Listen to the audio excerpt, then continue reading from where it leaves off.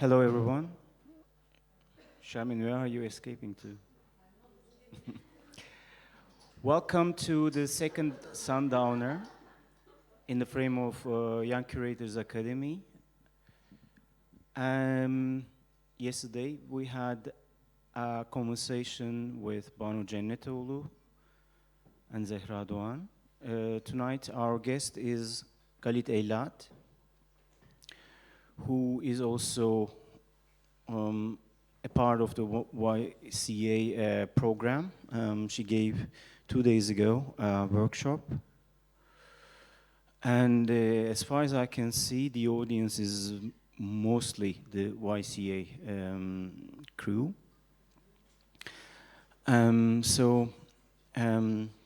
Galit, you have to keep in mind that there are also kind of other people in the audience, but yeah. So Galit Eilat established Israeli Digital Art Lab in Holon in 2001, and then was the director of the institution until 2010. And then she decided to leave Israel when Netanyahu came to power. And she co-curated several exhibitions afterwards and curated also solely a number of exhibitions. In 2011, she worked with Yael Bartana, one of the artists of the Harp Salon as well, in the Polish pavilion, and together they exhibited the Polish trilogy, and Europe Will Be Stunned was the title of the exhibition. And in 2014, Galit was one of the co-curators of the Sao Paulo Biennial, 31st. And in 2015, she co-curated another exhibition, Rainbow in the Dark, in Malmö, in Istanbul, yeah, in South, right? And but I think today's presentation will be about another strand of work which does not rely on an exhibition or a publication as an end product, but kind of process-based events that are focusing on research phase of artistic practice or thought or any kind of interest in certain geographically specific themes. And so I think I will sit there. It will be a little bit meaningless for me to stay here. But I'll come back when you finish. Good evening. So I will talk about the project that's called Syndrome of the Present, and what I figure out along the research. And I'm not doing the research by myself, I do it with other people. So I introduce you to the whole structure, which is related to geography in one hand, but the geography developed through following the path of two figures, two protagonists. And the starting point was as a curator of contemporary art, how it should work when the contemporary or the present changing and alliances are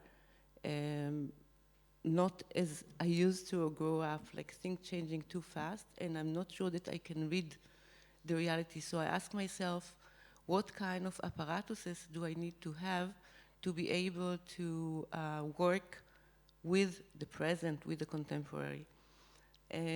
So one of the things, since I find the present so complex and confusing, I say, okay, first I need a distance to be able to see the whole picture. And the distance was quite a distance I took. I took distance of 400 years. So The research, it's looking from the 17th century to the present,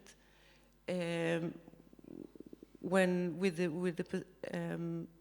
the idea that the 17th century is the blueprint of the present. And I will try to show some thread that stand behind it and how certain events that have happened in the 17th century still constituted the moment.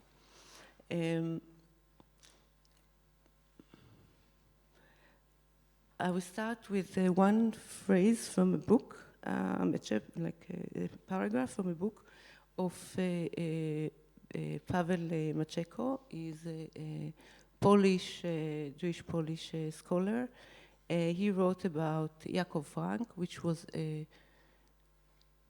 some people will say the Messiah, the one that know the work of Roy Rosen, so maybe familiar to Josephine Frank, the alter ego, the feminine alter ego that he created. And Josephine Frank, she's a surrealist artist, Belgian, but she's coming from the tradition, the Frankist tradition. The one that's familiar to Adam Mickiewicz, the national Polish poet. Also, so his family, his mother also coming from this thread of Messiah. So he talked about the charlatan, the time that we see the charlatan. There are times that he sees the charlatan, and if we don't know that he related to Sabbatai Tzvi, later I will explain who he is, so we can see that he described the moment that the social and cultural and things are unbalanced. And there is a moment that we see charlatans through history. So I started with this. I try later on to go from the 17th century to the present to maybe the charlatan and how we see the charlatan. We had before discussion about institute, so I will try to engage with it. But what I prepared for you, it's something which is a bit an experiment and a bit complex. So, first, I'm working with complex thought, and there is anyone heard about complex theory? No, okay, it's usually people know it more for mathematics, the complex theory, complexity theory, but it's used also in sociology of organization. It's one method. It's not the one that it will be the most familiar one, but what? Just a second. Now you need to tell me if I need to make it bigger because yes, exactly. Okay. Okay. So this is syndrome of the present, and as you see, I took the perspective to make it. And this is, I find in the book, later I will tell you about the book, but the one that developed the complexity theory, it's Edgar Morin. It's this guy, he's 98. Can you read what it's written under it, or it's too small? This is too small, okay. All right. Oh, amazing. So, yeah. Complex.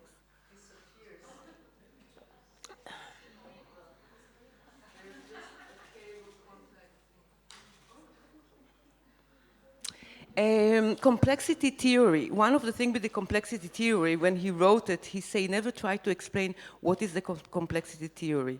So one way to understand it is to talk about the whole and the part, which is more related to the way that you describe it, maybe in mathematics or geometry, that the parts are bigger than the whole, and the whole it's bigger than its part, and it is bigger or it's smaller because you have the system.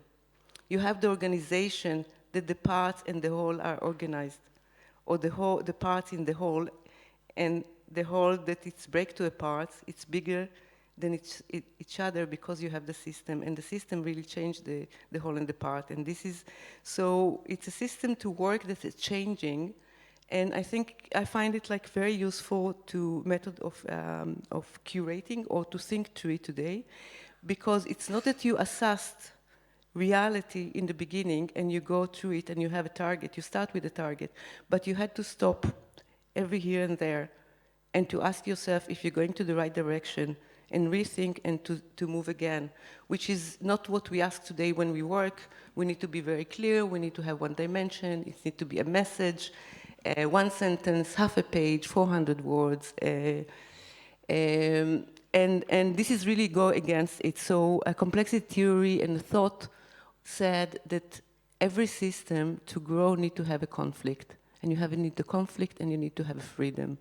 You need to have the disorder and the order are antagonists one to the other, but this is what also recharge and create the system. So without this recharging between the order and the disorder, you don't have a system. And a good system, or system that can grow, it's a system that both, and the antagonism, it doesn't mean that it's break the system. So kind of in very shallow way to explain what he wrote. But so I find it very helpful, but I found out about Edgar Morin very late, basically, and let's start with Westphalia Treaty. It was the treaty of Good Westphalia. It's a treaty that was written and signed to end the 30-year war in Europe, and it's in the international study, it will be the one that basically articulate the sovereignty, the border, the sovereign. Who is the sovereign? It's the moment, 17th century, it's the moment a moment of the Reformation of the Catholic Church. So we can see it also, it's the beginning of what we know today, it's a nation state. So it's the first time that we have a sovereign, which is not a church. So the Catholic Church withdraw, and the sovereign become something else. So we can talk about this moment as a moment of secularization of the political system, but political theology, and one that's known, I think, to all of us that deal with political theology, it's Carl Schmitt. So it's different way how to describe, like, I put like only two quotes. Can you read? It's quite good. Perfect. So what is the sovereign? So the sovereign, it's the one that declare state of exception. We all, I think today it's become quite common, but who is, like, why the sovereign can declare state of exception? Because the sovereign is the one that create the law. So only the one that create the law can create the exception to the law. And the political theology said it's going from the God, it can be the archbishop or whatever, the church rank, to the prime minister. So today, the one that declare the state of exception, it will be the secular sovereign. But it took all the power of the mythical one. I can explain it in something which is from my experience of everyday life, the discussion between Israel and Palestine. If there were a discussion or the roadmap stopped, if you think about when was the last time that you heard about roadmap or peace process, it's ended somewhere during Obama administration, and no one discussed about it like during the time of Trump now. So I will count it on Netanyahu. What he did, he rendered the Palestinian from political enemy to the mythical enemy. And with the mythical enemy, you don't negotiate. You negotiate with the political enemy. With the mythical enemy, you destroy. And from this moment that he managed to render it inside Israel, that it's not the enemy anymore that you negotiated with, this moment that we don't have, there is no attempt today to create any kind of discussion or to settle down the situation. On the contrary, this is one example. But I will go back to Westphalia. I think it's a moment which is very important. It's not just end the war, it's also constitute the international law, or commerce, and the law change barely from the 17th century. It's the transatlantic law changed like a few years ago during, again, Obama administration, not before. I have here, and this is I will make bigger because I think it's quite important also the discussion you had here. It's not very clear, but yeah, it's clear enough. This is show the transatlantic slave trade. And what you can see the moment that the trade become enormous. And this is through the Westphalia Treaty. It's regulated the commerce. So everything from goods, from sugar to cacao to people. And this is, I think, what create the difference between slavery. People say slavery was before. Yes, it was the Mamluk and others. But this is very specific because it's related to the born of the nation state. So the civil and I would say, or the good, or the between the legal and the commerce, yes, this is the moment that constitute later on, but it's the beginning of citizenship, and also the articulation what will be later on a legal person, for example. You can be a legal person, you be a natural person, so it's two different things, and sometimes what does it mean, a legal person? It's a person, what kind of person it is? But so crossing border, you need to be one of the two, or you are good, for commerce, you're going to the, or you have a legal status. And this is what we see today also with the paperless, with the asylum seeker, with the refugee. Now, the word refugee used publicly the first time, at the same time, when the Huguenots, Belgium, German,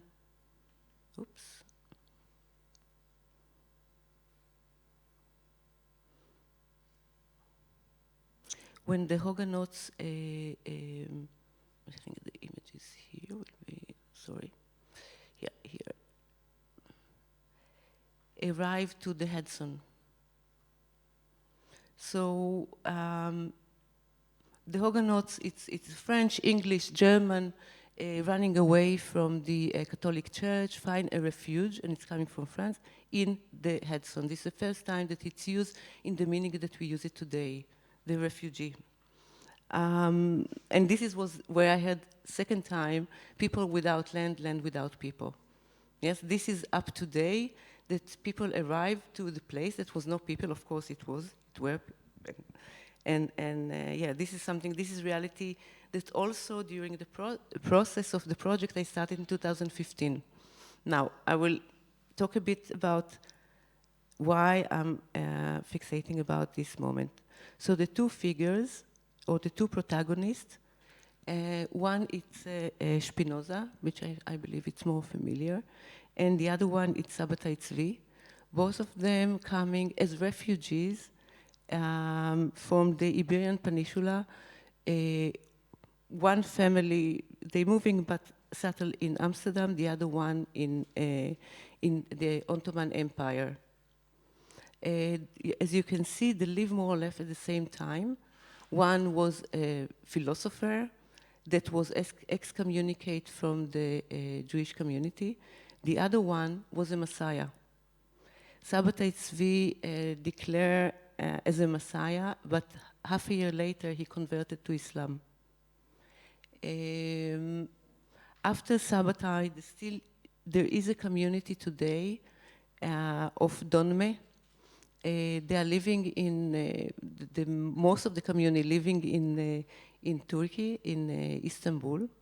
They used to live in Izmir and later on in Thessaloniki during the time that this area belonged to the Ottoman.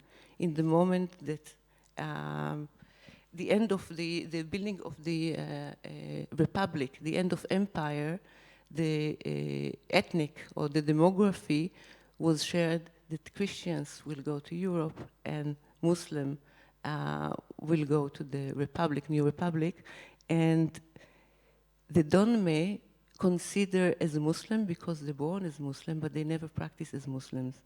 So it's a secret religion. People don't know exactly what is the religion because the Messiah died too early. they didn't really leave after him, you know, too much legacy. So people know that they belong to the Donme, usually because they're Muslim, but they don't go to the mosque. And during the burial, they have special kind of rituals that are different, and then you figure out that the family is doing something very strange. Yes? The verb Donme? What's the origin of it? It's I think, speaking to, it's the turn. It's the one convert, yes, it's the one that turn. No, you can call also to a gay. You can use like the Donme, and you can think it's the same word. Now, the story about Sabbatai Tzvi, it's quite known story, and the one that basically slapped him out of history, it's Gershon Sholem. He opened the Hermeneutica and the Kabbalah department in the Jerusalem University, and he researched Sabbatai Tzvi.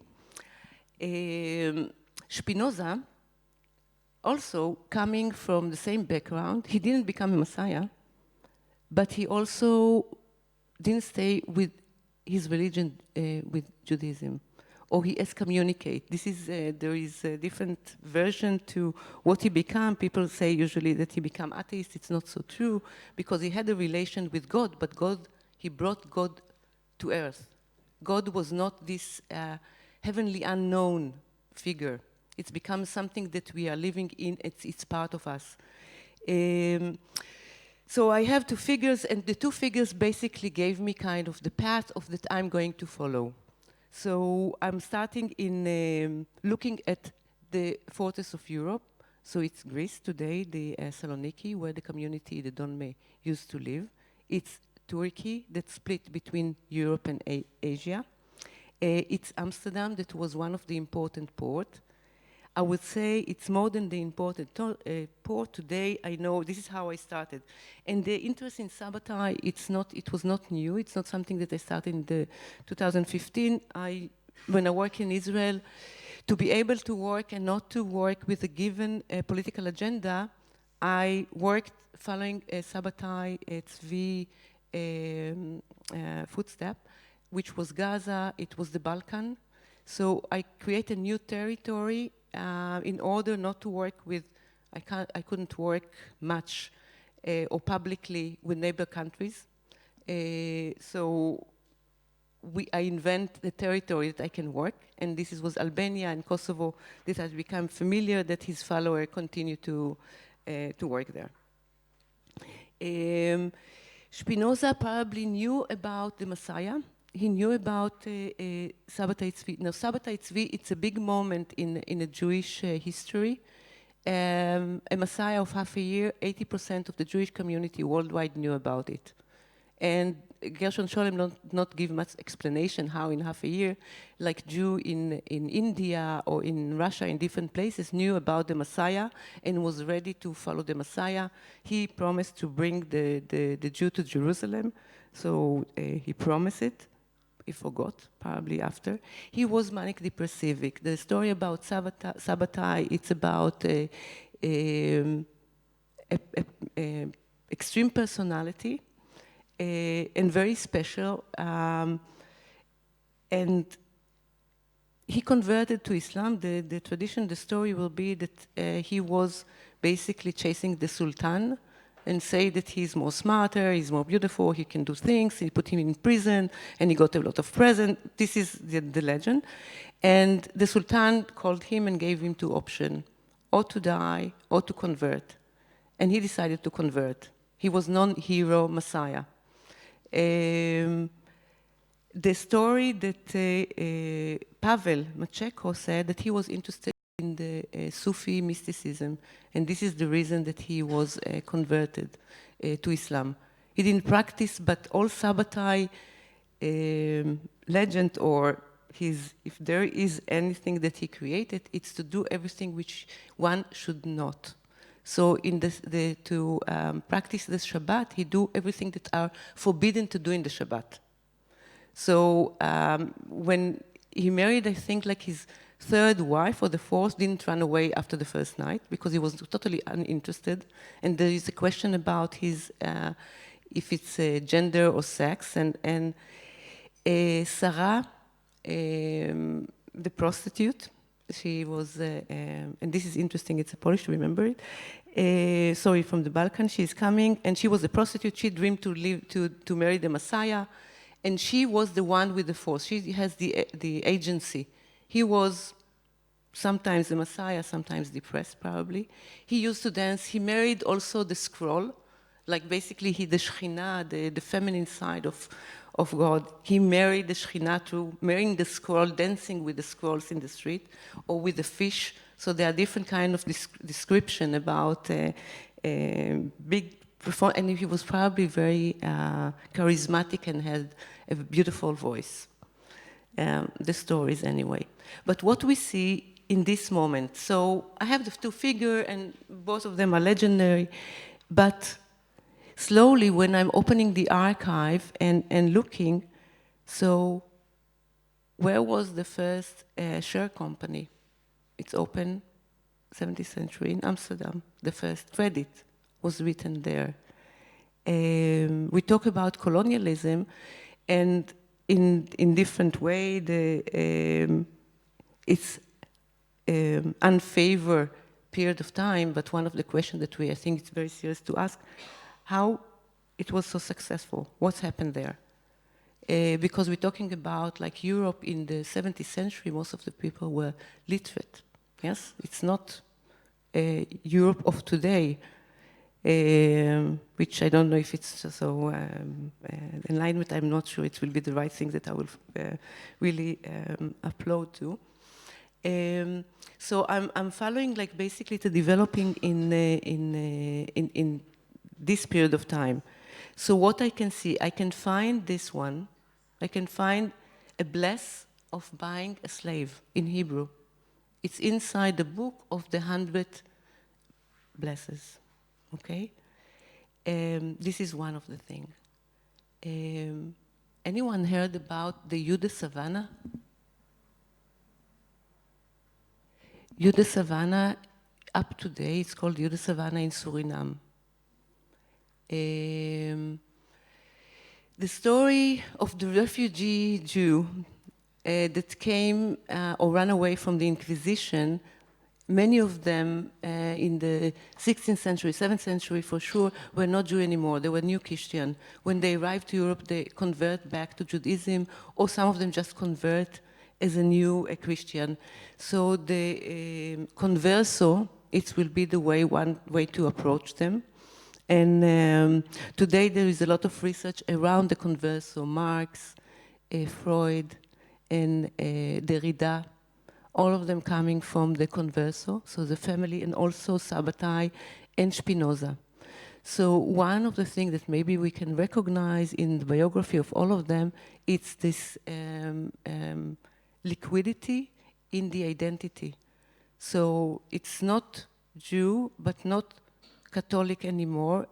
And some of them, like Uriel Acosta, which was just close to Spinoza, a suicide. He was converted to Judaism. He was not practicing as the synagogue or the congregation accepted, and they excommunicate him. He asked to come back.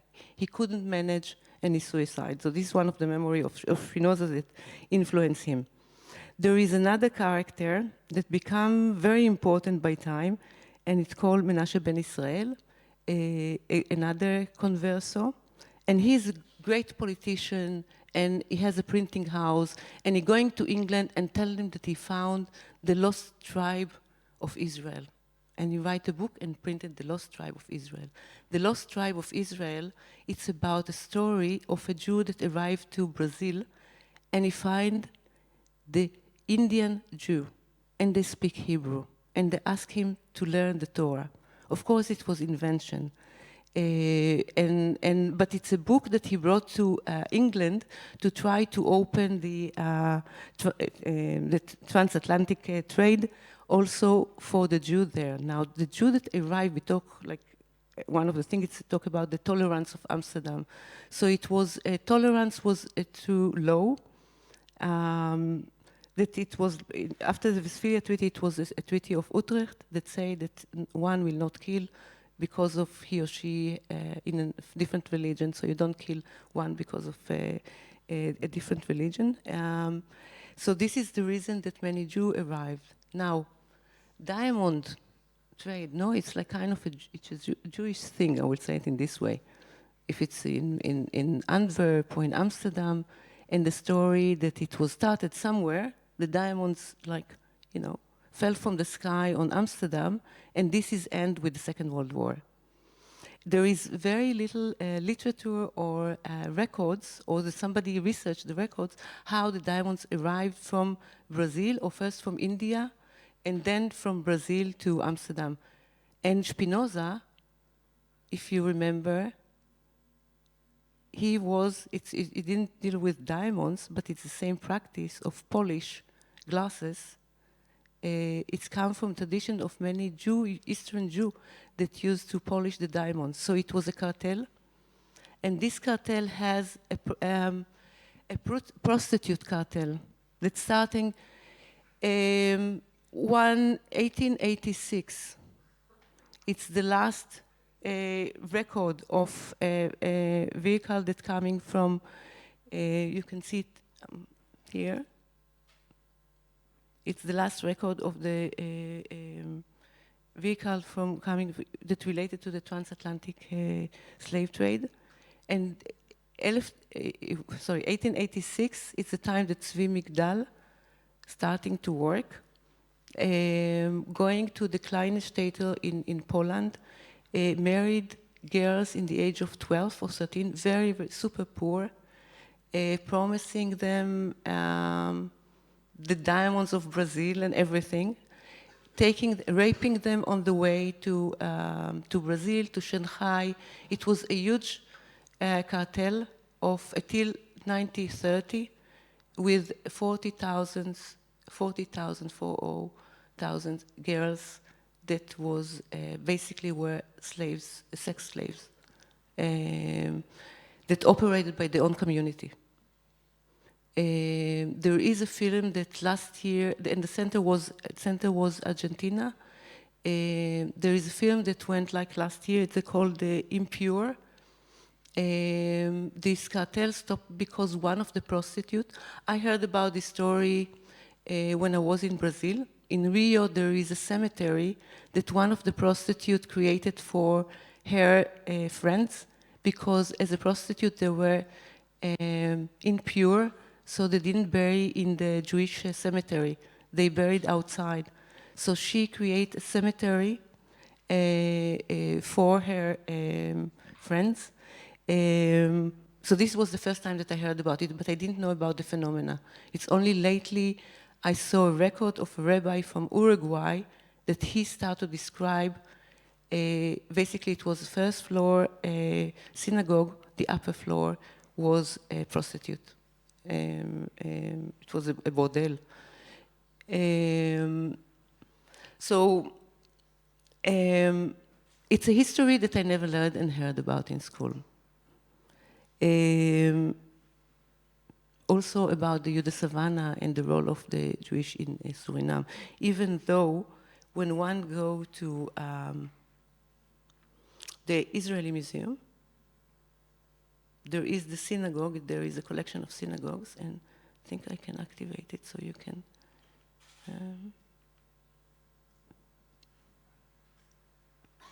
Yeah. Northeastern coast of South America. It's kind of the end of. Played a leading role in the history of European colonialism in the New World in the 17th and 18th centuries. Sephardic Jews, mainly the descendants of Portuguese conversos, were prominent in the colonization of Suriname and the trade links that flourished between the Caribbean and the Dutch Republic in Europe. Jewish settlers founded a small town, popularly known as Jews Village, Jewsdorp, became the center of a large and impressive agricultural colony, still known today as the Jewish Savannah. Over time, the community migrated to the capital city of Paramaribo, which later became the center of Jewish life. The historic Spanish and Portuguese Sedek Synagogue. It's it's not elaborating what does it mean, the Jewish savannah, but you can see the name of the land. So the landowner in the plantation were Jew. And it's quite funny that no one almost talk about it. In Amsterdam, the street that the big synagogue, the Portuguese synagogue, starting, called Plantage. How much imagination one need to have, yes, to ask the question why most of the Jewish institute at this time, from the cemetery up to today, yes, called Plantage, why it was in the Plantage. It was no relation. But in the Netherlands, I learned also that the story of slavery, it's unknown. So people didn't learn it about like a few years ago that it was introduced in Brazil. It was very short a colonial period that part of Brazil, especially the area of Recife, belonged to the Dutch, but it was very influential and changed basically the condition of the Dutch or the mastery. So why they manage, or how they manage, it's through the network. So the Bourse was there, and it was spices, but also it was the Bourse that with money, so you can have shares. It was in Amsterdam, and through the network and trust inside, they could control any one of the port. So they could play with the prices. They knew inside how much each one of them selling, and this is the way, because they were moderate, because they were, it was trust inside the system.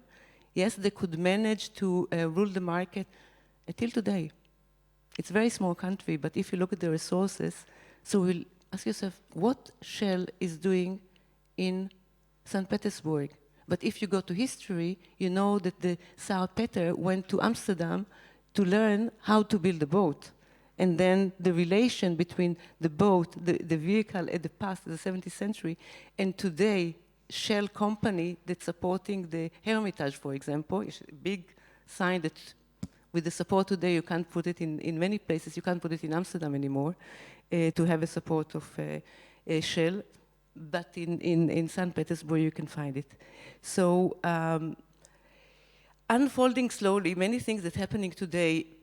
I will go to the beginning to Westphalia, the people crossing and how they're crossing.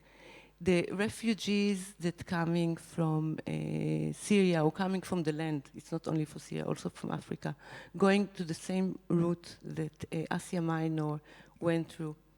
It's here.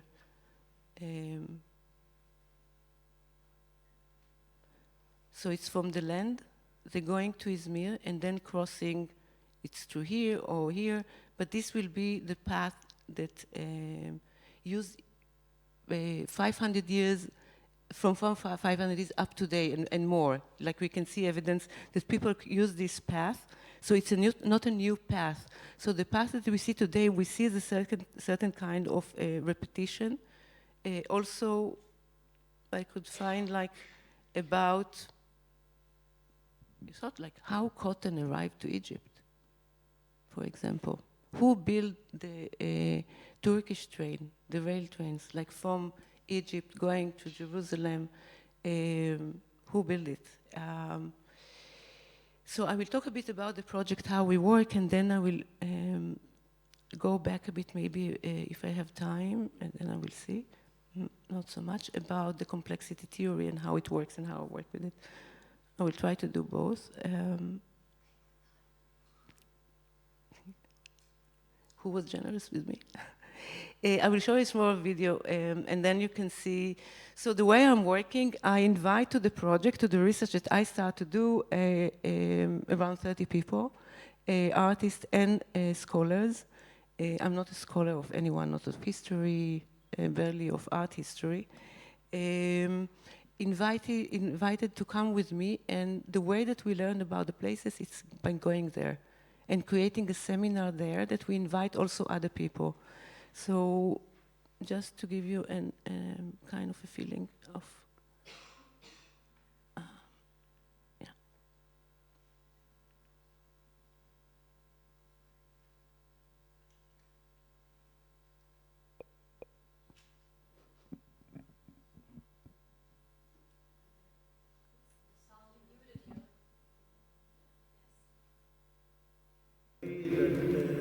French and Italian and German bourgeois Jewish people spoke against the Ostjuden, against the Jews of the Yiddishkeit of the Eastern Europe, Russia, and the rest.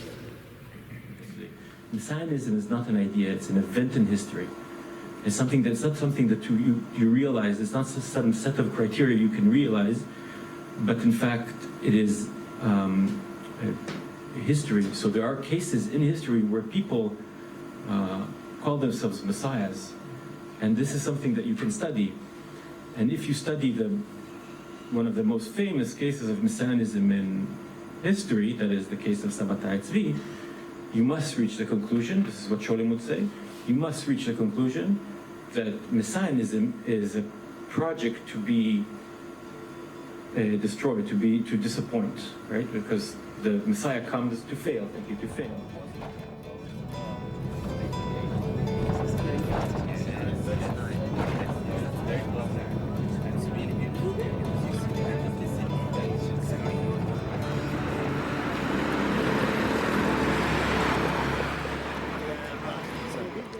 The idea that we are studying together by going from places and hearing about the history, but also talking about the present. You could see a very Ottoman kind of labyrinthine city with poor hygiene. You know, like Jewish people live there, German live there, and of course, and this is the thing that following this way, and you had like this Hamidiyeh Boulevard all the way. So it only makes sense that all the rich people went and built that mushroom. It's intensive, more or less, as the Young Curator Academy, like day and night together. The condition even worse. Yeah. Like that, but what attracted me to the project was what I wanted to tell you in 10 minutes time.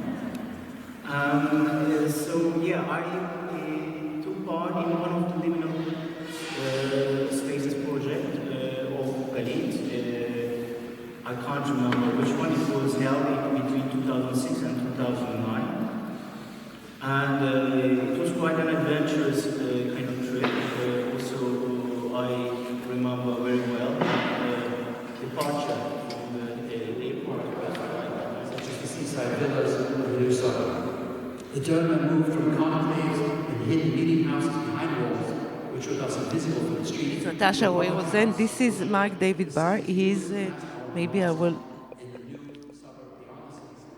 He wrote, like, I think 15 years ago, the first book about the Donme, really revealing about the ritual and about their life.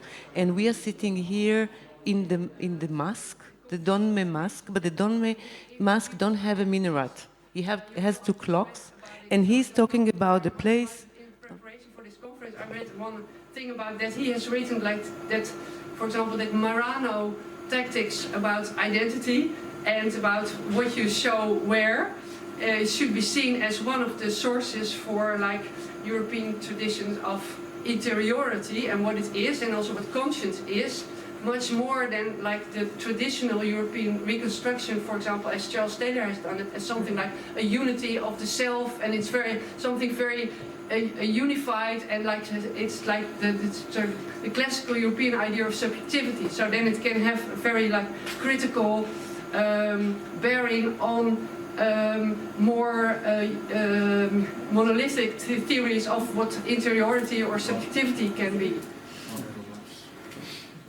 One of the participants, she's a Donme, and this is her daughter. And usually they don't expose themselves. They are, I think, in Turkey, they will consider as very strange or traitors or...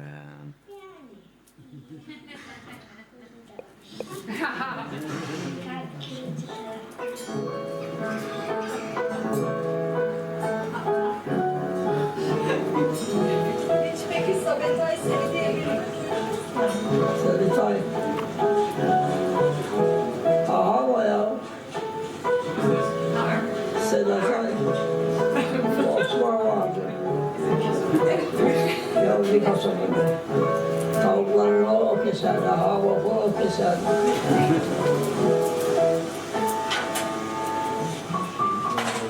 As a stand and artifacts of these countries' culture is presented there to the Turkish audience. As like in world fairs, the non-traveling local citizens of Turkey who do not have passports. So, for example, in this meeting, we had artists presenting what they do and also scholars, so one after the other, and slowly people start to try to find a language, what makes them connect them together, because there is nothing in terms of practice or area of knowledge that really meet each other. So it was very interesting to see how each one changing the work that one present to have other works that for one makes sense that it will be like closer together. And the idea is to experience and to learn together, to have this energy. For example, the first speaker that you saw with the long white hair, he is a Romanite, so it's a Jew that from Roman time living in the same place. He is from the Trotsky Revolution Party in Greece. He was in jail because of the Golden Dome.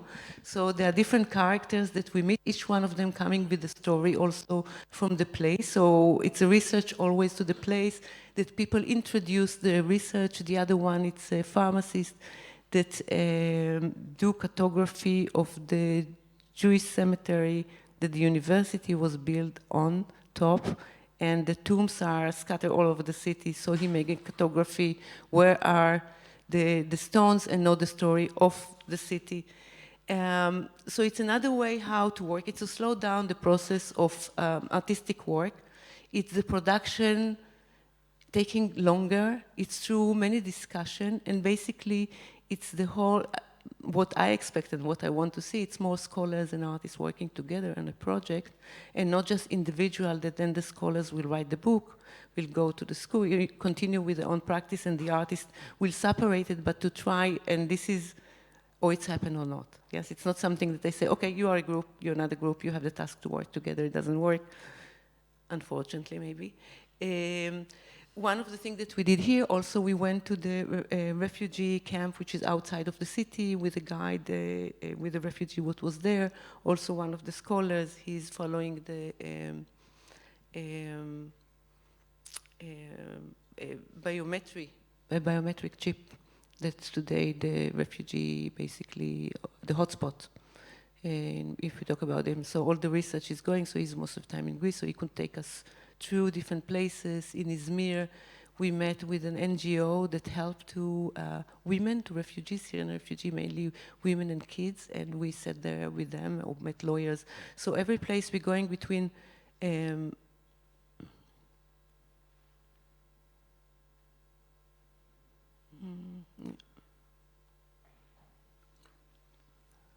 again, Ellen. Between, I will give it 2 seconds just. Between past history, going to the places that event happened there, and then looking at the present and trying to find the relation and to see how certain places reorganize. The next meeting will be in Amsterdam and then in Recife.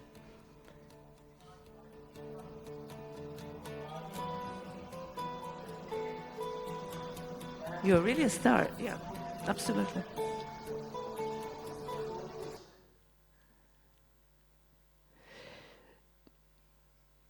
Maybe the house in Izmir, they opened the House of the Messiah. Now, the Messiah, it's, I think, also very important to the moment, like, I talked before about the...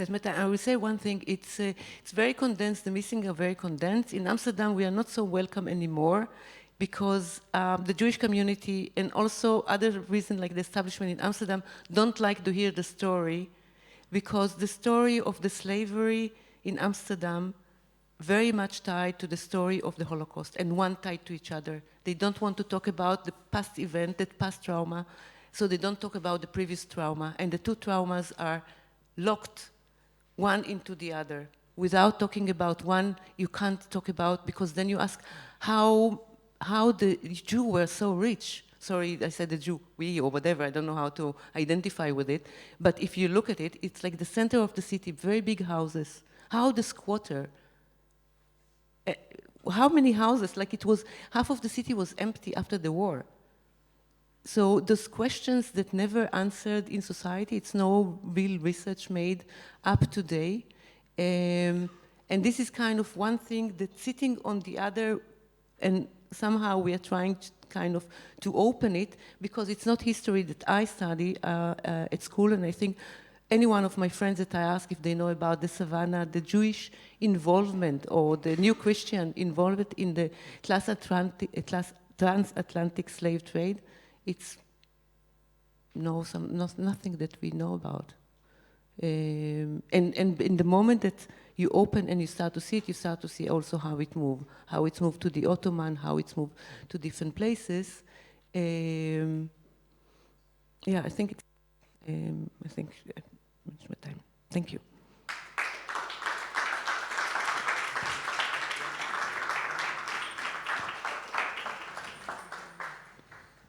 As you have seen, I'm quite implicated in the project. Oh, this and is actually, of course, perhaps we can go back to the idea of complexity theory. So it's a kind of, you open up this kind of platform of research and this kind of excavation of the history through unseeable, let's say, traces. And of course, I have to say there are so many other concerns that was brought up. Of course, I mean, as the title of the project tells, the syndromes of the present. There are also kind of references or discussions we did during these meetings and also through internet and so on about, let's say, the messianic thought, how the messianic thinking is somehow still conditioning today's politics through neocons, ISIS, or, this kind of... Or Trump. Yeah, what is the great again, the mythical coming again?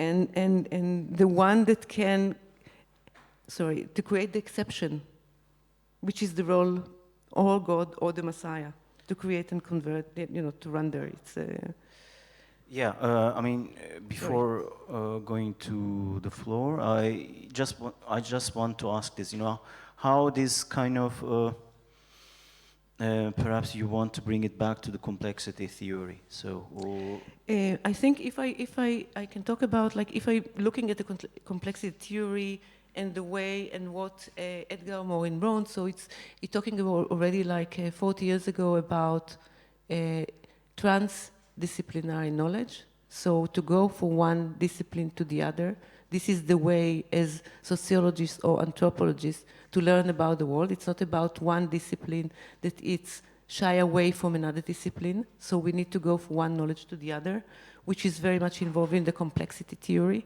So we don't learn just one unique thing. You need to learn many things at the same time. I think this is one. And also for me, so he used the transdisciplinary knowledge, but also he looked on the figure, which I would say had a fluid or fluid identity which is not fixed, that going from, we can talk about like what happened with the national identity.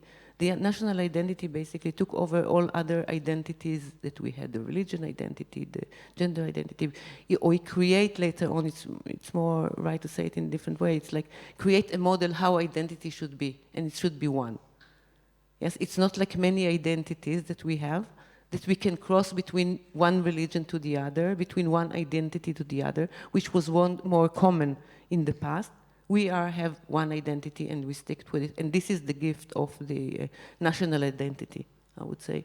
So this is another thing that the complex theory embedded also, looking at the different figure and what they brought, like most of the... And a small question about the structure of the whole project. I think we can find a little bit similarities with Young Curators Academy. Of course, in YCA, there is this kind of public presentations along the marathon and these Sundowner events that is open to public, but it is not tied to a kind of end product. I don't know, we didn't discuss yet, but if there's going to be a publication, I don't know. But we don't have any exhibition or whatever. Also with this project, it's like completely dedicated to research. So you don't promise an exhibition, you don't promise a publication, but you create the ground for, let's say, possible collaborations by bringing people together. So structurally, what kind of difficulties you face with these?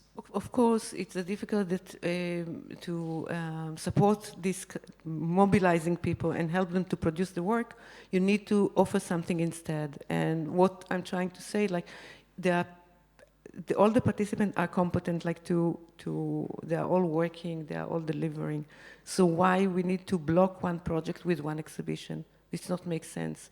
It's on the contrary, each one of them need to develop his unique way how to approach the project, and there is no demand. You need to work under one title, under one theme, but each one develop, and this is the experience that I have from liminal spaces, with the work that we couldn't make an exhibition, so each one of the work reach another spaces and engage with it, and I think it's one of the projects that was never had any advertising whatsoever. We couldn't do it, it's not that they didn't want it, we couldn't, and I think it's, from what I see, to publication and other, it's one of the projects that was discussed, like for project that was 12 years ago.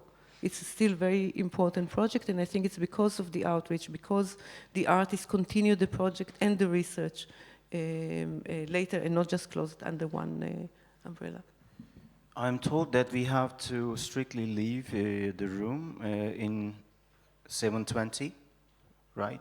Yes, because the show starts at 7:30 on time. Yes, so we have 18 minutes to discuss further. Any questions from the floor?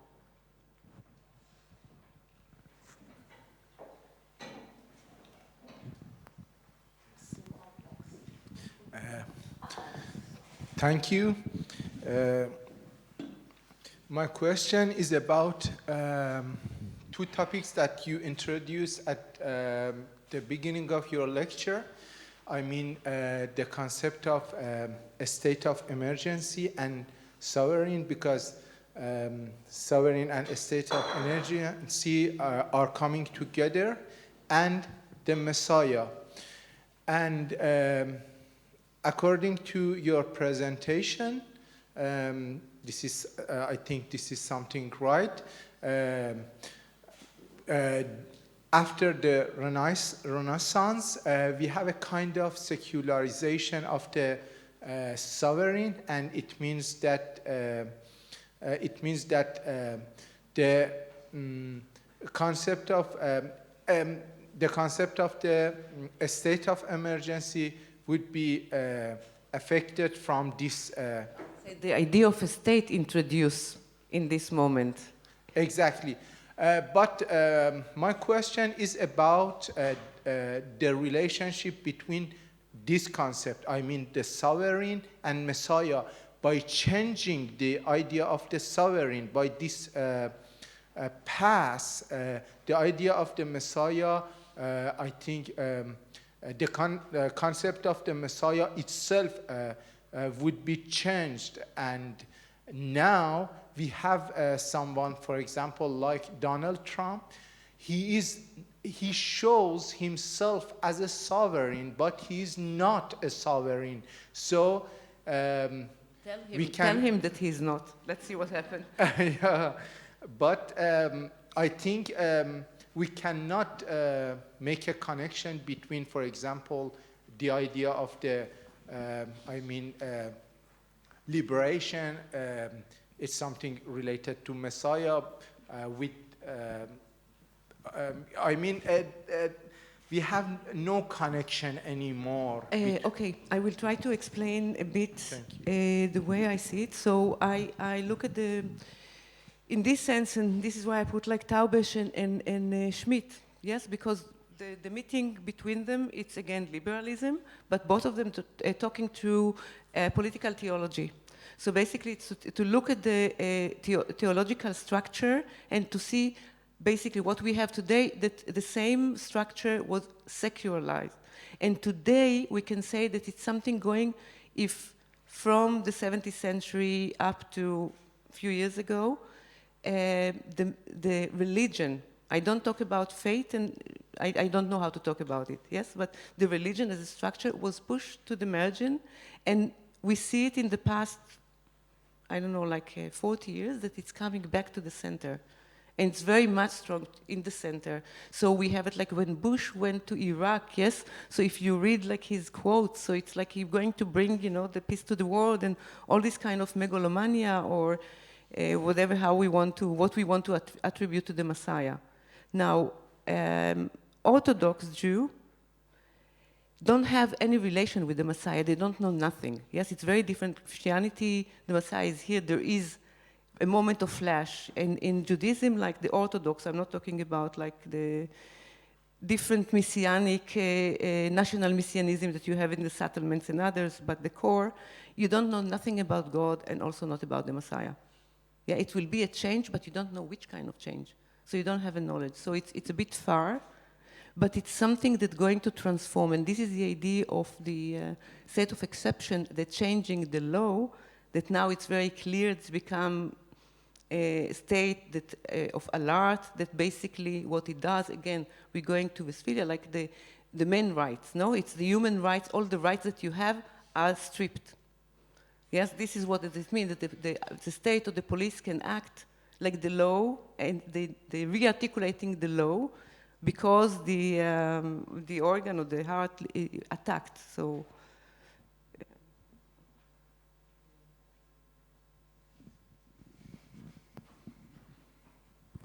Thank you. I just wanted to know your thoughts about the curating and the curatorial process, because you said you're not a scholar, so you defined yourself more as a curator.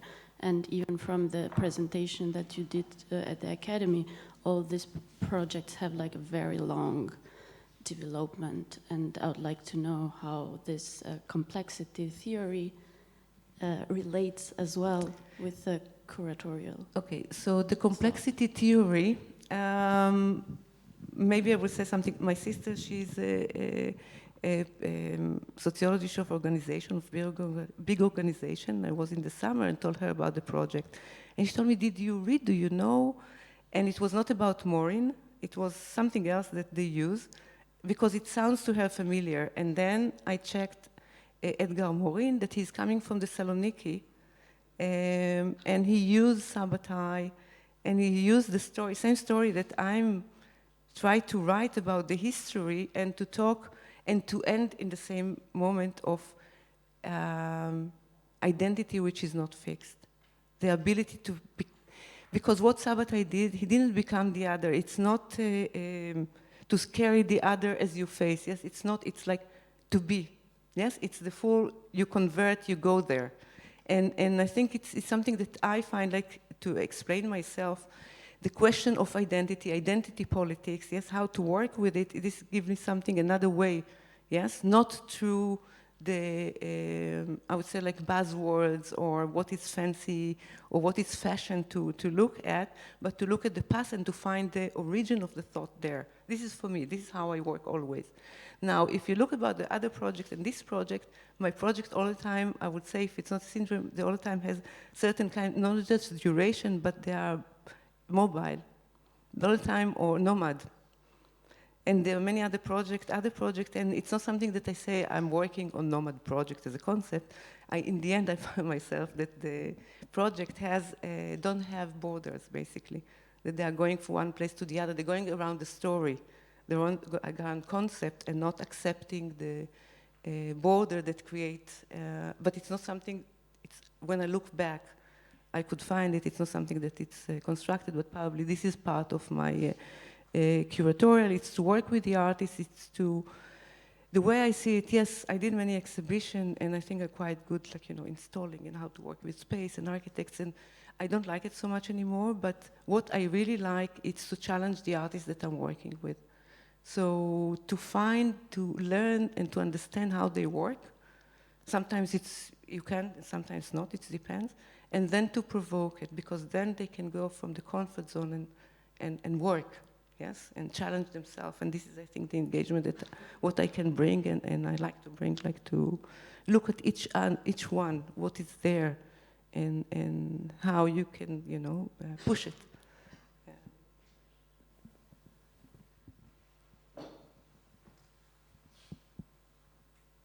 So, any other questions? Can we close the camera, please? Thank you. There is any other question that one wants me to elaborate? We have 10 minutes. Yalla. Can we close the projector because it's making I'm blind. Yeah. Thank you. Yes. This was really good because sorry. So just like as a young curator, mm-hmm.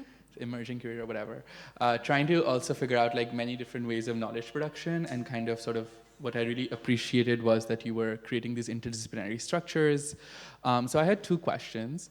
One is very supposedly simple, is kind of, this is like super massive research in some way, right? It's coming from different disciplines. It's coming from sort of different archives, let's say literature, fiction, theory. How do you kind of, and it was kind of cool to see this map. I mean, I might just use it, but kind of thinking. It's very useful. Yeah, but kind of thinking about, because you've been obviously working as a curator for many years, you have a very extensive biography yourself. So is this kind of research that, I guess I'm more asking you about your process in here, that are you kind of, when you go to Brazil, maybe for the Sao Paulo Biennial, you find something and then you find something, and like over many, many years, it's like you're accumulating a process. And, or kind of, is this something you're focusing on for a couple of years? Just like a question about process of research.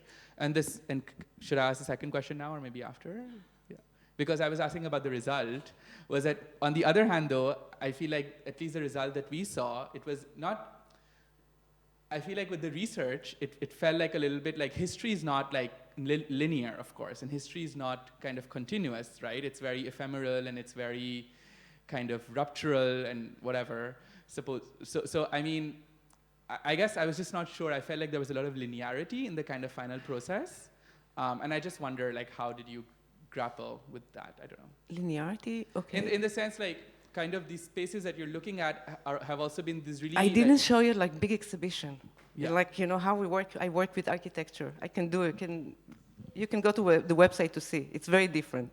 It's really a massive, and I'm working usually with architects, so it's massive work in the space itself, which is also very artificial. This is why I less enjoy today to take a space and to convert it. Yes, it's really to convert a space. And for the research itself, it's something also in me. I'm restless. Yes, I can't sit. So I can jump between many things. So it's very much the way that I think, but I can hold. So it's not that I'm jumping and living.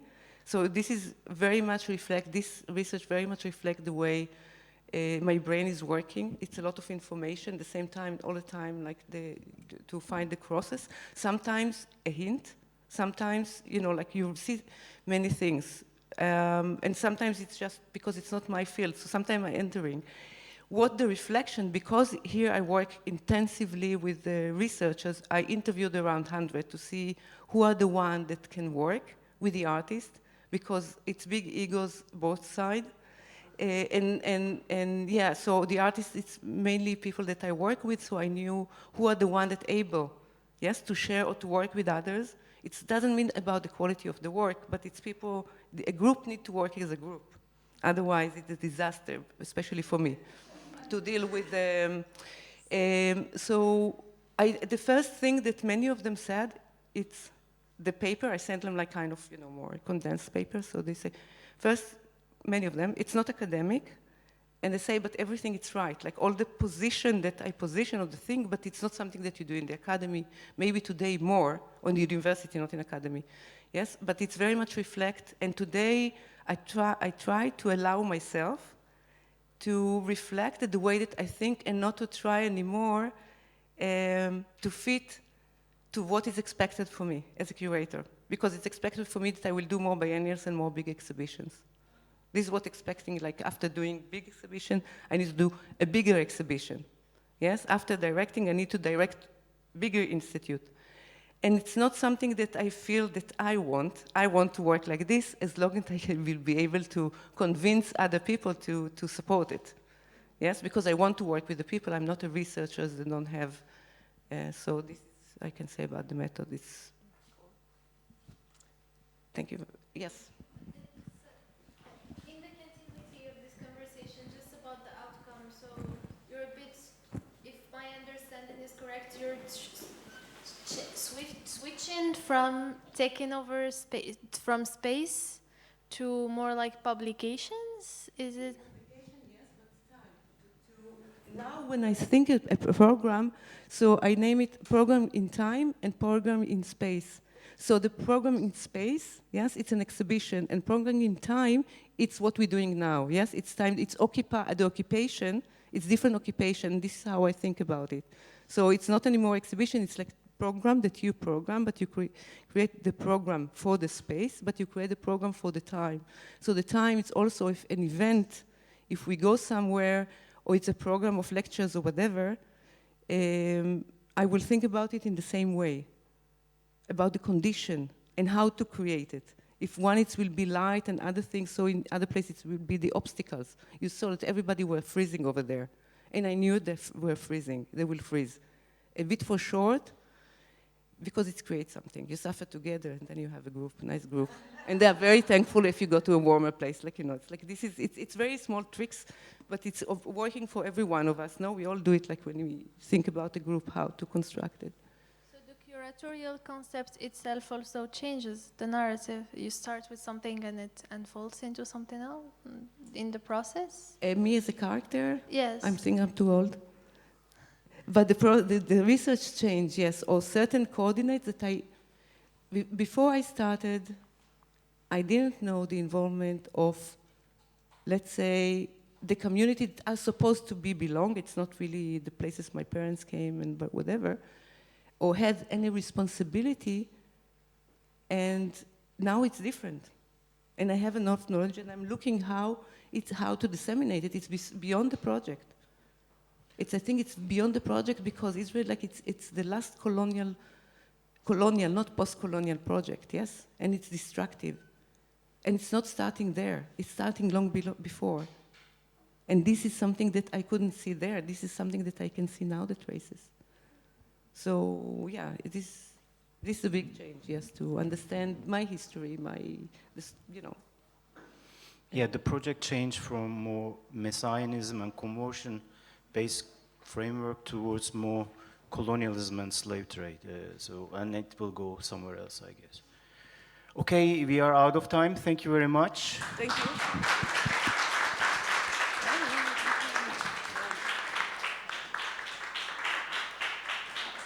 Thanks for Galit.